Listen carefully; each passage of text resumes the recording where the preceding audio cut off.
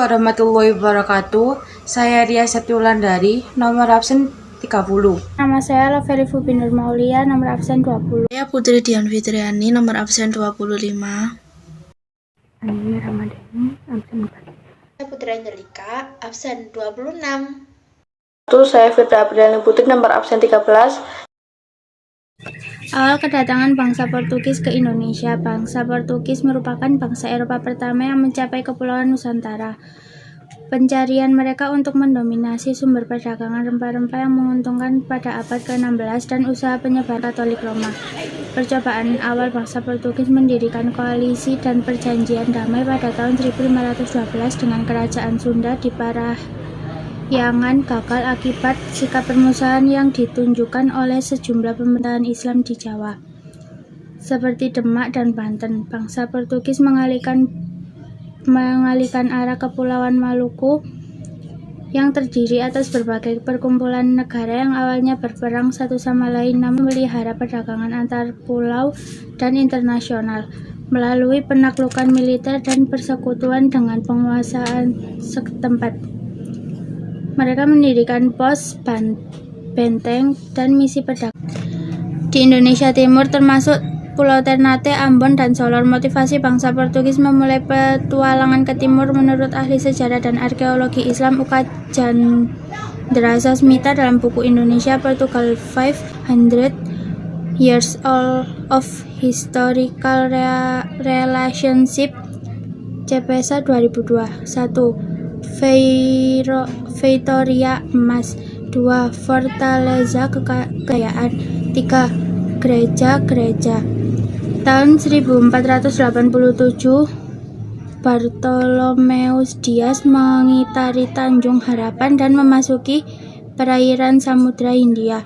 Selanjutnya, pada tahun 1498, Vasco da Gama sampai di India. Namun, orang-orang Portugis ini segera mengetahui bahwa barang-barang dagangan yang hendak mereka jual tidak dapat bersaing di pasaran Hindia yang canggih dengan barang-barang yang mengalir melalui jaringan perdagangan Asia. Karena itu mereka sadar harus melakukan peperangan di laut untuk mengukuhkan diri. Setelah perjanjian Tordesillas 1492, pelaut-pelaut Portugis di bawah pimpinan Bartolomeus Dias mencoba mencari jalan keluar untuk menemukan dunia timur pusat rempah-rempah. Namun pelayarannya hanya sampai di ujung Afrika Selatan 1496, dan ini disebabkan oleh besarnya gelombang ombak Samudra Hindia. Karena kapal-kapal yang dibawa Bartolomeus Dias tak berhasil melewatinya. Oleh Bartolomeus Dias, tanjung ini dinamakan Tanjung Pengharapan, Cape of Good Hope, atau Tanjung Harapan sekarang. Portugis mencapai India pada tahun 1498 dengan melalui jalur pantai barat Afrika dan melewati Tanjung Pengharapan yang terletak di selatan benua Afrika. Tujuan Portugis adalah menguasai daerah-daerah penghasil rempah-rempah, sehingga Portugis tidak segan-segan menyerang dan menaklukkan kota-kota pelabuhan yang tidak mau tunduk. Dan mendirikan kantor dagang di Goa, India. Portugis melanjutkan ekspedisinya yang berhasil merebut Malaka pada tahun 1511 dan Maluku tahun 1512. Portugis mendirikan benteng-benteng untuk mempertahankan kekuasaan di daerah-daerah yang sudah didudukinya. Daerah-daerah tersebut kemudian dijadikan sebagai bahan kerajaan Portugis yang berada di seberang lautan, yang menandai dilaksanakannya politik imperialisme. Pertemuan antara Portugis dengan orang Indonesia sudah terjadi sejak Portugis menguasai Goa, India. Ketika Portugis menyerang mereka, keadaan Malaka tidak siap untuk melawan serangan Portugis.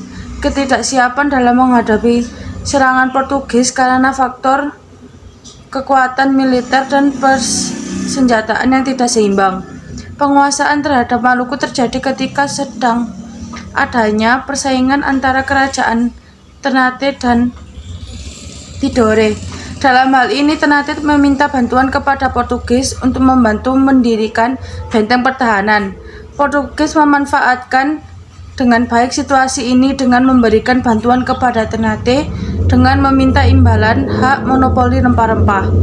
Pada tahun 1498, Raja Portugis mengirim ekspedisinya di bawah pimpinan Vasco da Gama. Ekspedisi ini berhasil mendarat di Kalkuta, India pada tahun 1498. Kemudian pada tahun 1511 dari India, bangsa Portugis mengirim ekspedisinya di bawah pimpinan Alfonso de Albuquerque mengikuti perjalanan para pedagang Islam. Pada tahun itu juga Portugis berhasil menduduki Malaka, pusat perdagangan Islam di Asia Tenggara. Kemudian Portugis tiba di Ternate, Maluku, tahun 1512.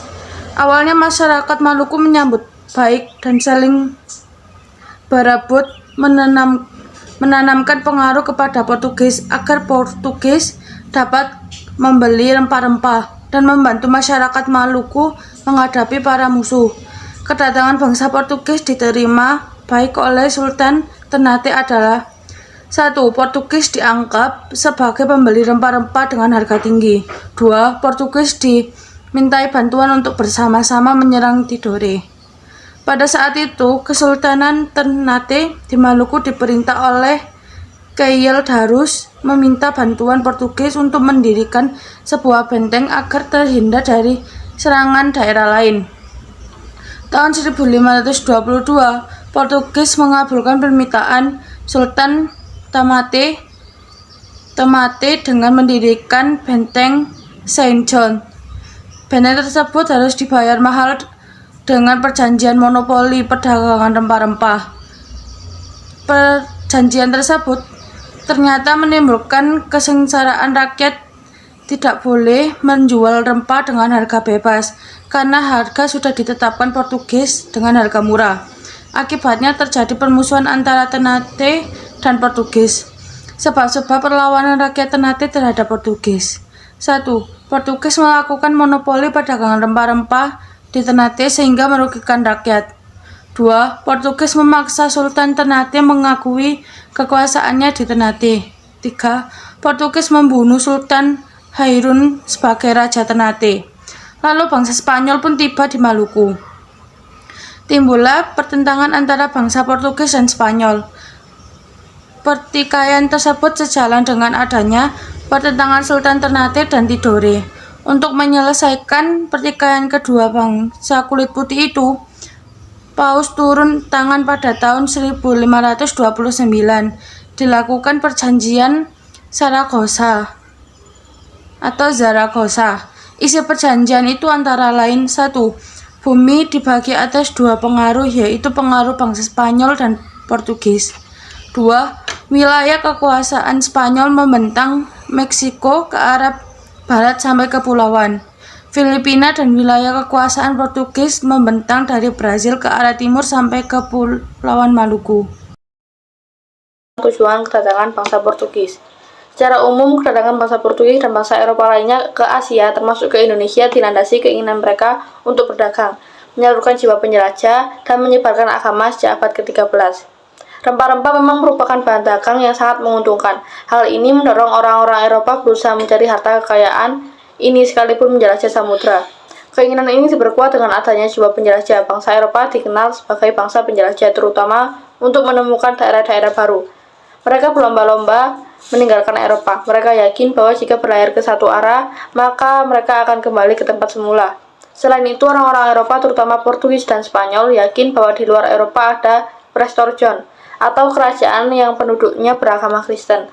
Oleh karena itu, mereka berani berlayar jauh. Mereka yakin akan bertemu dengan orang-orang seagama. Dari penjelasan ini dapat disimpulkan bahwa tujuan bangsa Eropa, termasuk Portugis ke Indonesia, adalah 3G, yaitu: yang pertama adalah gold, yaitu untuk mencari emas atau kekayaan. Yang kedua adalah glory, untuk mencari kekuasaan atau kejayaan. Yang ketiga adalah gospel, untuk menyebarkan agama Kristen. Saya akan membacakan perlawanan rakyat terhadap Portugis.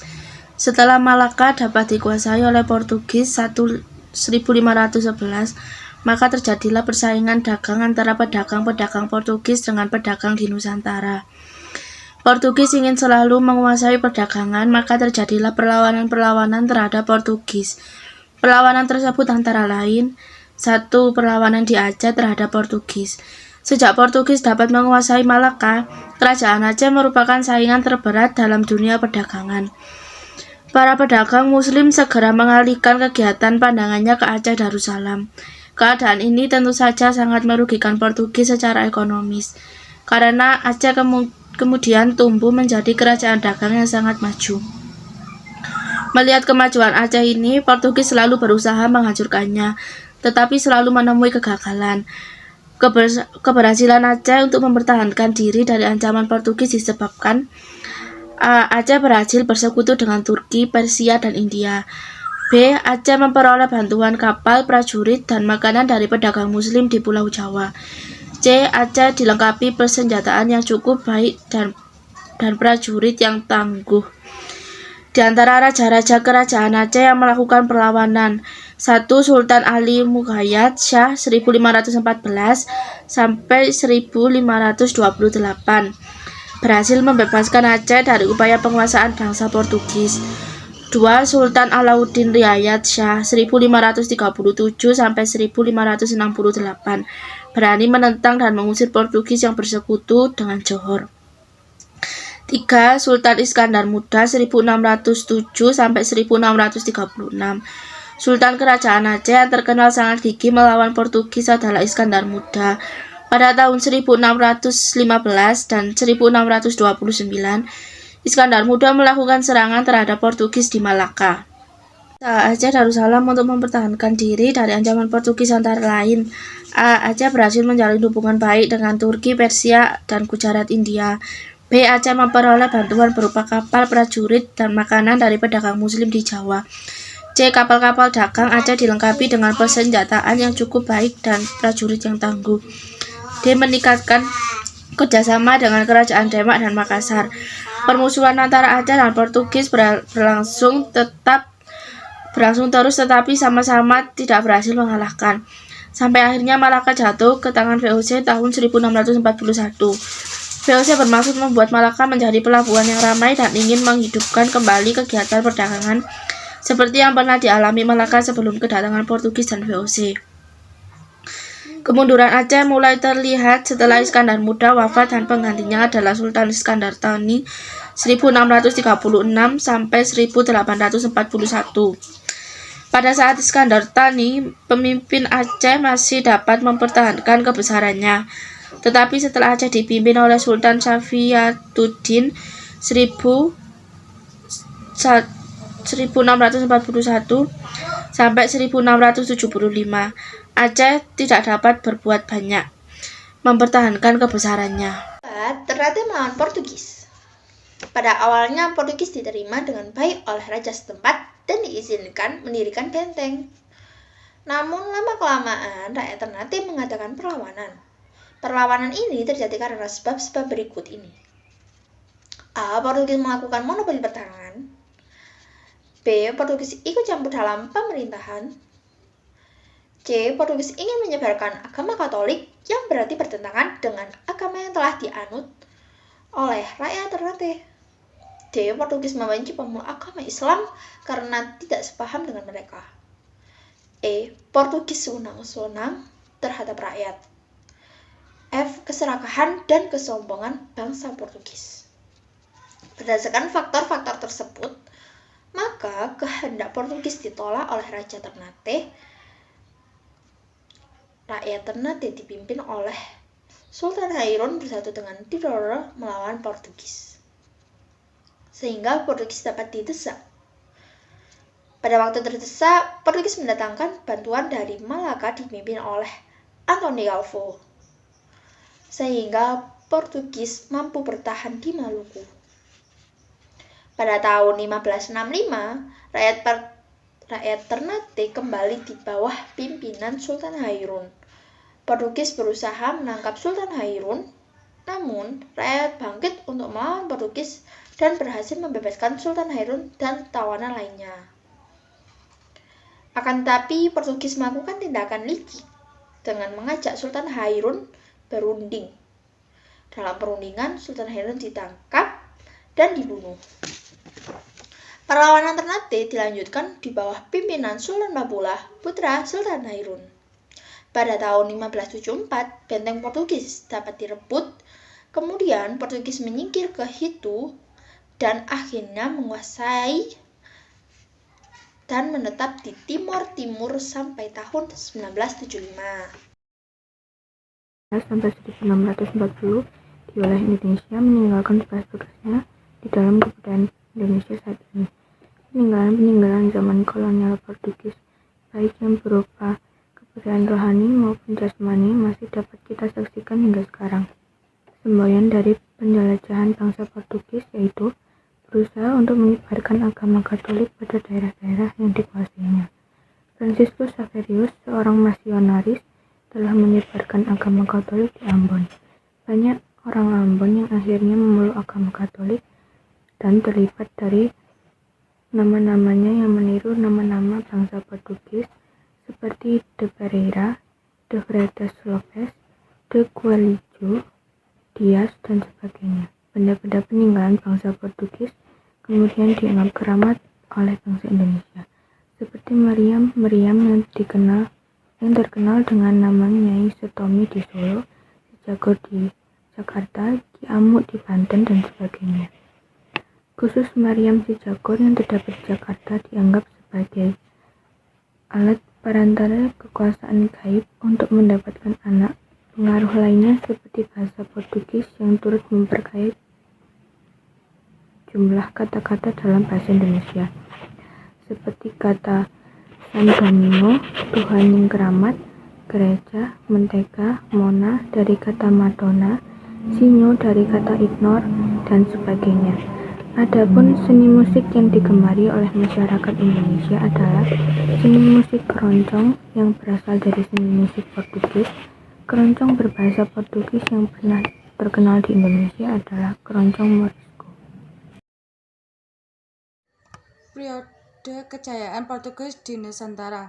Periode 1511 sampai 1526, selama 15 tahun Nusantara menjadi pelabuhan maritim kerajaan Portugis yang secara reguler menjadi rute menuju Pulau Sumatera, Jawa, Banda, dan Maluku. Pada tahun 1511, Portugis mengalahkan kerajaan Malaka. Pada tahun 1512, Portugis melakukan perjanjian digang berupa lada terhadap kerajaan Sunda. Pada tahun 1512 juga pasukan Antonio Elbreu dan Francisco Serrao mencari jalan ke tempat asal rempah Maluku. Mereka singgah di Madura, Bali, dan Lombok.